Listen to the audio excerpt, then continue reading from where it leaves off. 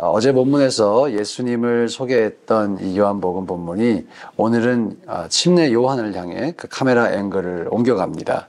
그리고 침례 요한이 누구인지를 이제 기술하고 있어요. 21절에 보면 침례 요한을 찾아왔던 사람들이 두 가지를 묻습니다. 당신이 엘리야냐? 첫째 이렇게 묻고요. 둘째로 그 선지자냐? 이렇게 묻습니다.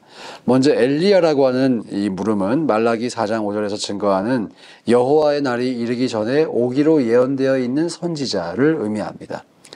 그리고 그 선지자냐라고 물어봤을 때 이것은 신명기 18장 15절에서 모세가 예언했던 나와 같은 선지자입니다. 모세가 이렇게 말했습니다. 내 하나님 여호와께서 너희 중 내 형제 중에서 나와 같은 선지자 하나를 너를 위하여 일으키시리니 너희는 그를 들을지니라 라고 말을 했어요. 이것이 유대인들에게는 엄청난 임팩트가 있었겠죠. 어제 본문에도 보면 율법은 모세로 말미암아 온 것이고 은혜와 진리는 예수 그리스도로 말미암아 온 것이다. 이 표현이 있습니다. 모세를 아주 중요하게 생각했기 때문에 그 모세와 예수님을 대비하며 이 구도가 짜여 있는 것을 볼 수가 있어요. 마태복음에도 가만히 보면요, 예수님께서 산에 자주 등장하시죠.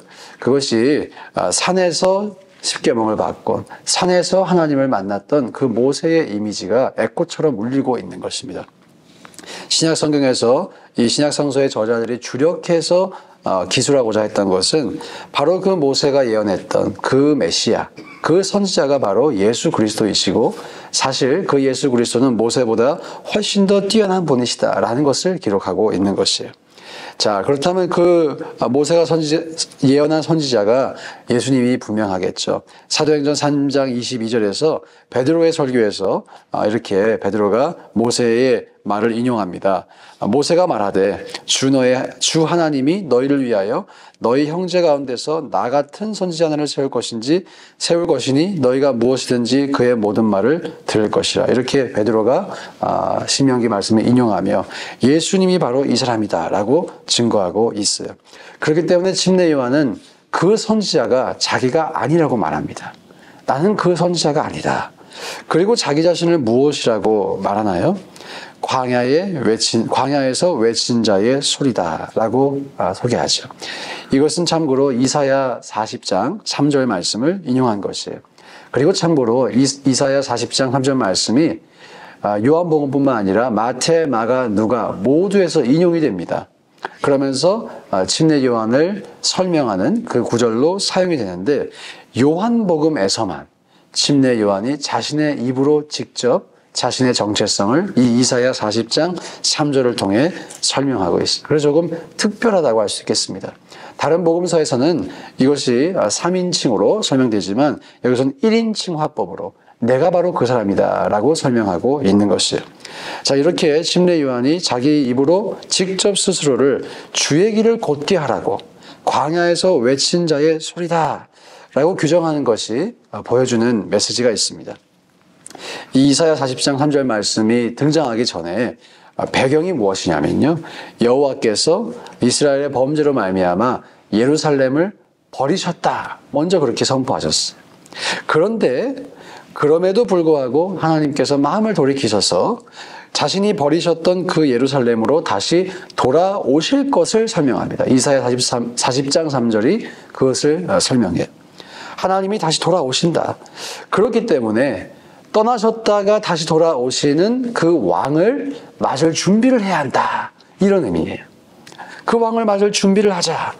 바로 이런 것처럼 예수님께서 왕으로 오시는 그 길을 준비하고 예비할 필요가 있다라는 것이 이 침례 요한의 스스로의 정체성이었던 것이죠. 사실 이 침례 요한은 위대한 사역을 감당했던 너무나 중요한 사람입니다. 그렇기 때문에 누가복음에서도 침례 요한의 출생과 예수님의 출생을 서로 엮어서 기술하고 있어요.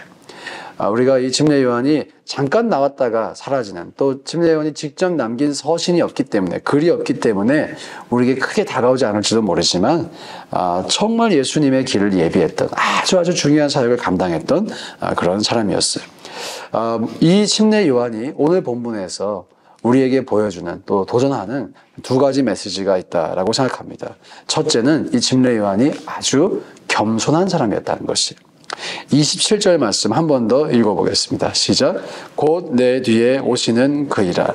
나는 그의 신발끈을 풀기도 감당하지 못하겠노라. 예, 이것이 침례 요한의 정체성이었어요. 아무리 큰 일을 감당하고 아무리 중요한 미션을 부여받았다고 할지라도 침례 요한은 예수님을 향해 나는 그의 신발끈을 풀기도 감당하지 못하겠다라고 고백하고 있습니다. 침례 요한은 그 당시에 가장 주목받던 그리고 소위 말해 가장 부흥하는 교회의 목회자 같은 그런 존재였어요. 그 이스라엘 땅에서 침례 요한을 모르는 사람이 아무도 없었고요. 날마다 사람들이 그에게 나와서 침례를 받는 그런 일이 있었죠. 그렇기 때문에 스스로 자기를 다르게 인식할 수도 있었어요. 충분히 교만해질 수도 있었을 것입니다. 그러나 분명하게 고백하죠. 나는 그의 신발끈을 풀기도 감당하지 못하겠노라. 여러분, 이것이 저와 여러분이 가져야 할 태도라고 믿습니다. 예수님께서도 직접 말씀하셨죠. 우리는 무익한 종이라 우리가 해야 할 일을 한 것뿐이라 라고 우리가 해야 한다라고 말씀하셨어요. 또 바울도 나는 죄인 중에 괴수이다 라고 고백하였습니다. 그럼에도 불구하고 하나님께서 나를 여기까지 인도하셨고 붙들어 주셨다라는 그런 신앙의 고백을 하고 있는 것이죠. 저와 여러분이 신앙생활을 오래 하면 할수록 또 하나님께 헌신하면 할수록 더더욱 겸손해지고 더더욱 하나님 앞에 무릎을 꿇을 수 있는 우리 모두 될 수 있기를 주의 이름으로 축복합니다. 이것이 정말 중요한 신앙의 열쇠인 것 같아요. 그리고 사실 우리는 겸손할 수밖에 없는 존재임을 믿습니다. 사실 예수님을 믿는다는 것은 어떤 의미에서 자신의 한계를 깨닫는 일이 아닐까라고 생각합니다. 솔직한 한계를 스스로 깨닫고 인정하는 것. 그것이 예수님을 믿는 사람의 태도이겠죠. 우리가 우리 스스로를 하나님 앞에 정직하게 세워보고 또 그 말씀 앞에 거울 삼아 우리를 비추어 보고 우리가 하나님 앞에 어떠한 존재인지 깨닫고 또 그럼에도 불구하고 우리에게 베풀어 주신 하나님의 은혜를 깨달을 수 있기를 주 이름으로 축복합니다. 그리고 우리가 겸손할 때 성경은 그 겸손한 사람을 높여주신다라고 말씀하세요. 예수님께서 마태복음 11장 11절에서 이렇게 자신을 낮추던 요한을 향해, 침례 요한을 향해 이렇게 말씀하시죠. 여자가 낳은 자 중에 가장 큰 인물이다. 여자가 낳은 자 중에 가장 큰 인물이다. 예수님 다음으로 가장 큰 인물이다. 어마어마한 칭찬인 거예요. 예. 구약의 이 인물들처럼 우리가 많은 내러티브를 갖고 있지는 않습니다. 많은 이야기를 가지고 있지는 않아요. 침례 요한에 대해서. 그러나 예수님이 침례 요한을 일컬어서 여자가 낳은 자 중에 가장 큰 인물이다. 뭐 비교할 수가 없습니다. 심지어 사도 바울도 침례 요한에 비교할 수가 없어요. 엄청난 칭찬이죠. 우리가 낮아지면 하나님이 높여주신 줄 믿습니다. 그것이 정말 높아지는 것이죠. 빌립보서 2장에서도 너희 안에 이 마음을 품으라 곧 그리스도 예수의 마음이니 예수님께서 하나님의 근본 본체이셨지만 동등됨을 취하지 않으셨죠. 도리어 자기를 낮추셨어요. 철저히 낮추시고 종의 형체를 가지셨어요. 그래서 하나님이 그를 모든 이름 위에 뛰어난 이름으로 세우셨다라고 증거하고 있습니다. 우리가 이 사실을 깨닫고 앞으로 하나님 앞에 우리가 수고하고 헌신하는 건 많겠지만 그것으로 인해 공로의식이 생기는 것이 아니라 도리어 겸손해져서 나와 같은 사람을 이렇게 사용해 주시는 주님 감사합니다. 이 고백할 수 있기를 주의 이름으로 축복합니다. 그래서 여러분 모두가 하나님께서 높여주시는 놀라운 인생의 주인공 되시기를 축복합니다. 두 번째로 살펴볼 것이 있다면요. 침례 요한이 회개를 선포했다는 것이에요. 지금 주의 길을 예비하면서 왕이 오시는 그 길을 예비하면서 침례 요한이 했던 사역의 가장 중요한 포인트가 있다면 그것은 회개를 선포했다라고 하는 것이 회개를 선포했다. 예수님이 오실 길을 곧게 하는 일이 곧 회개를 선포하는 일이었어요. 이것을 영적인 원리로 이해하는 것이 너무 중요합니다. 여러분 주님을 정말 잘 맞이하고 싶으신가요? 제가 송구영신 이 기도 제목을 다 받아서 이제 어제부터 저기서 불 켜놓고 기도하고 있어요. 그 기도 제목 보면서. 이제 기도 제목을 보면서 성도분들이 가지신 그 기도 제목을 이렇게 쭉 살펴보면 공통된 어떤 워딩 같은 게 발견될 때가 있어요. 많은 분들이 하나님과 더 가까워지고 싶다. 예, 말씀 안에 성숙하고 싶으시다. 더 깊은 은혜를 체험하고 싶으시다. 하나님과 동행하고 싶으시다. 이런 고백을 해주셨어요. 너무나 감사한 고백입니다. 그렇게 되기를 또 소망합니다.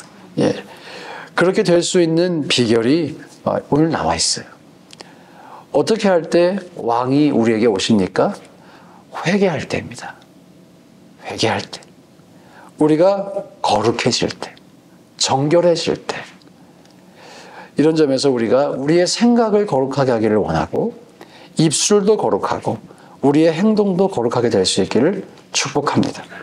그럴 때 주님이 오세요. 예, 주님이 그럴 때 우리 인생 가운데 충만하게 임하세요. 우리를 사용하세요. 똑같은 말씀이어도요, 우리의 영이 맑고 우리가 주님과 친밀할 때, 거룩할 때 하나님의 그 말씀이 더욱더 선명하게 들려옵니다. 예, 정말 그렇습니다. 우리가 침례 요한이 회개하면서 예수님의 길을 예비했던 것처럼 저와 여러분들도 회개하면서 주님이 우리 삶에 오시기를 초청하고 성령의 임재를 사모할 수 있기를 간절히 소망합니다. 침례 요한이 회개를 선포했을 때 두 가지 부류의 사람들이 있었어요. 빛 앞으로 나아왔던 내가 죄인입니다. 내가 회개해야 할 장본인입니다. 라고 고백했던 사람들이 있었고요. 반대로 어둠 속으로 들어갔던 사람들도 있었어요. 회개하라는 메시지가 들려올 때, 잘못이 지적될 때 그것을 정직하게 인정하고 고백하는 사람들도 있지만 그것을 감추는 사람들도 있습니다. 사실 그 연약함을, 죄를 감추는 모습은 오늘 나름만의 일은 아니에요. 아담과 하와도 하나님 앞에 숨었죠. 숨었어요. 부끄러웠어. 여기서 멈추면 잘 괜찮은 것 같아요. 아닌 척하며 그 죄를 합리화하며 도리어 반발하고 그리고 완악해지고 이런 사람도 있었어요. 바로 오늘 이 본문에도 침례 요한에게 찾아와서 당신이 누구냐라고 묻게 시켰던 바리새인들이 그런 사람들이었습니다.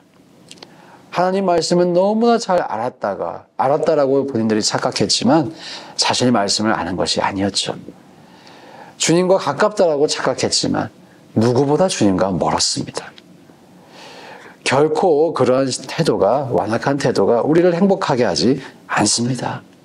여러분, 한 해를 정말 복되게 보내고 싶으신가요? 아니, 여러분의 인생이 주님 앞에서 아름답게 꽃피우고 또 주님이 높여주시는 그런 인생 살기 원하십니까?